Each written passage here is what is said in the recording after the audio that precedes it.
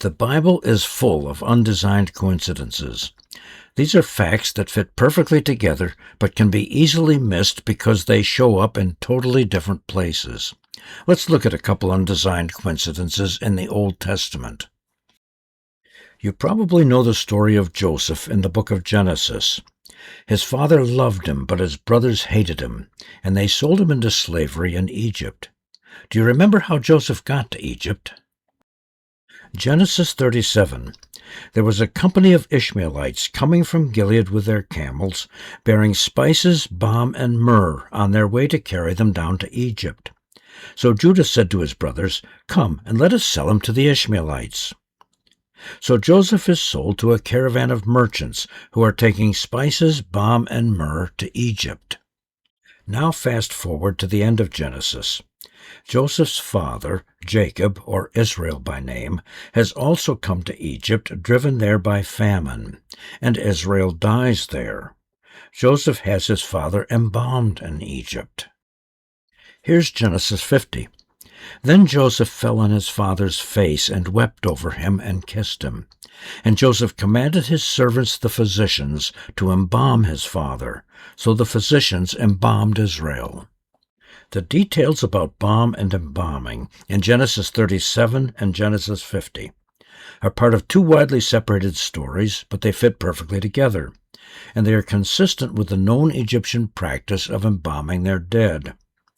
If you've never noticed this before, it's just one of many undesigned coincidences in the Bible that remind us we are reading the inspired Word of God. Here's another undesigned coincidence in the Old Testament. Everybody knows the story of David and Goliath, but who knows the backstory? In early Old Testament times, the Anakim were a tribe of giants. When Israel conquered the Promised Land, long before David's time, the only places where Anakim were left alive were in the Philistine cities of Gaza, Gath, and Ashdod. Gaza, Gath, and Ashdod, Philistine cities along the coast. The destruction of the rest of the Anakim is recorded in the book of Joshua. Joshua 11. Joshua came and cut off the Anakim. Joshua utterly destroyed them with their cities.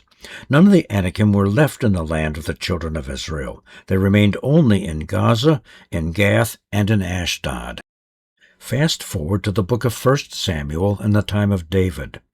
Goliath, of course, was a giant, and guess what? Goliath was a Philistine, and he came from the city of Gath. Here it is in 1 Samuel 17.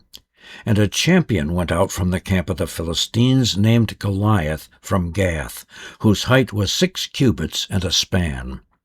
If you've never noticed this before, it's just one of many undesigned coincidences in the Bible that remind us we're reading the inspired Word of God. Undesigned coincidences in the Bible are facts that fit perfectly together, but can be easily missed because they show up in totally different places. In another 4-minute Bible episode, we'll look at a couple more examples that occur in the New Testament.